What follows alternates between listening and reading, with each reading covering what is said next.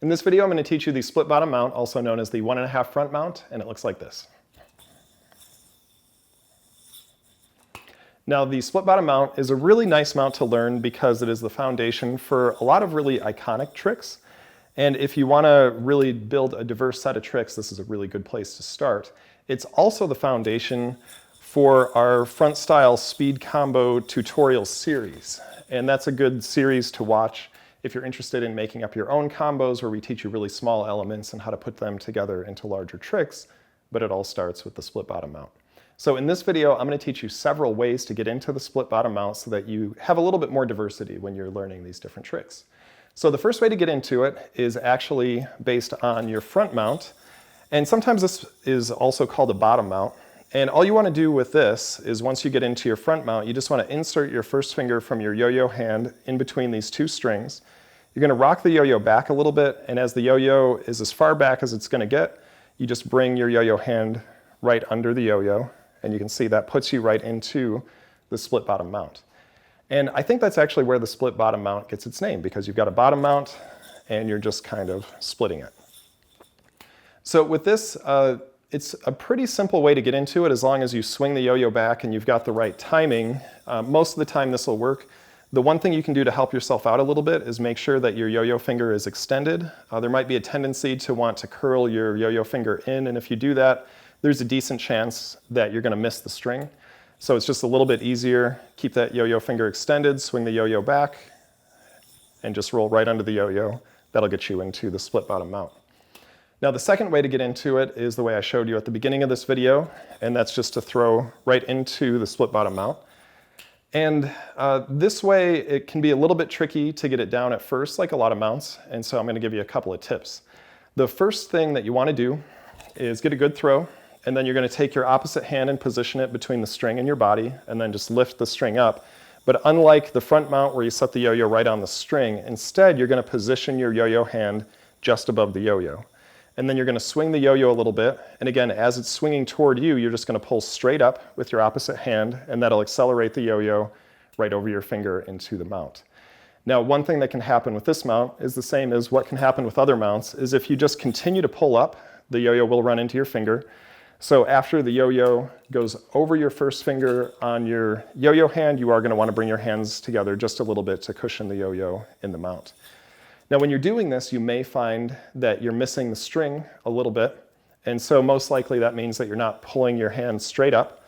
So if you're missing and the yo-yo is missing the string to the right, or if you're accidentally hitting the string coming off of your yo-yo finger, or even both strings, that could mean that you're pulling your hand off too far to the left. And of course, the same thing is true if the yo-yo is missing to the left. It means that you're pulling your top hand too far up to the right. Now, of course, this all assumes that you're keeping your yo-yo hand still, which you definitely want to do. You only want to be moving your opposite hand straight up and straight down if you want to hit the mount. Now, another thing I haven't mentioned yet is that you want to make sure to bend your yo-yo finger in as you attempt this mount, because that'll give you enough separation between these two strings. If you don't do that, you'll almost always land on both strings. So again, just keep that finger in, pull straight up, and you'll have a lot more success.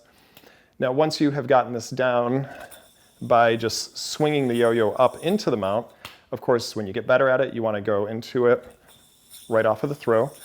And a good way to start practicing this is to slow your throw down a little bit, and maybe even throw the yo-yo in front of you a little bit. That way it'll swing, and that'll give you more time to react and get it into the mount. And as you practice that more and more, you're going to get better and better at it, so that you can just do a normal throw and go right into the mount.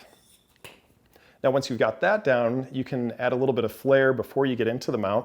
One way that you can do that is you can actually take your opposite hand, turn it over so that your thumb is in front, and you're not exactly going to pinch the string, you're just going to use it to control where the string is. And then you're going to pull down with your yo-yo hand and swing the yo-yo right over your opposite hand, and you can see that that builds some momentum to get the yo-yo into the mount. And that can be a little bit tricky, just getting used to how that momentum works. But with a couple of tries, you'll get that down. Another thing that you can do is you can use this to go into some pinwheels. Make sure you move your bottom hand out of the way so the yo-yo doesn't hit it. And then you can use the momentum from the pinwheel to get into the mount as well. Again, all you want to do to achieve the pinwheel is just pull the yo-yo up and then pinch the string when it gets to the top, and then release the string so that you can go down into the mount.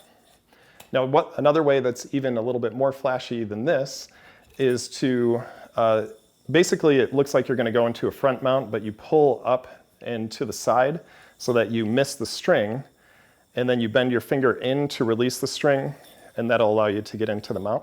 So that looks like this. And you can see that's a really smooth way to get into it. And I've already given you most of the tips for this one. Again, it's just like the pull that you would do from a front mount, except you're going to pull off to the side so that the yo-yo will miss. You'll see that'll get a little bit of a wrap around your finger, so you're going to want to bend your finger in so that the string can unwrap. Usually when I do that, at the beginning you can pinch the string so that the string doesn't completely fall off of your finger, but the better you get at it, you'll find that there's a certain flow where you can just kind of bend your finger in a little bit, the string will naturally move around it, and then you can use that momentum to get right into the mount. Now there's one other mount that you can do based on the same concept, and this one's a little bit harder. This one, when you miss the front mount, what you're going to do is you're actually going to try to get the yo-yo to shoot straight up, and then while it's up in the air, you're going to hook the string with the first finger on your yo-yo hand and fall down into a split bottom mount. To get it into a true split bottom mount, you're going to have to rotate your hands, and you can see that this is just a normal split bottom mount.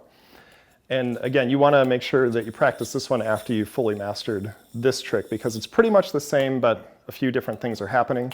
So for this one, again, what you're going to do is, instead of just shooting the yo-yo forward, you're going to pull straight up so that the yo-yo goes right up in the air.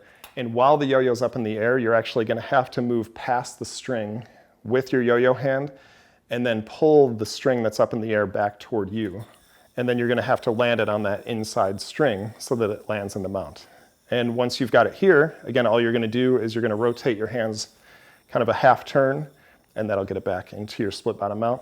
That one's a lot more tricky, but if you're having a good time learning all of these different split bottom mounts, that one's a good challenge, and once you got it down, it looks super impressive. So like I said, the split bottom mount is the foundation for a lot of really exciting tricks, and you can even make the mount itself look very impressive if you work at it. So that is the split bottom mount.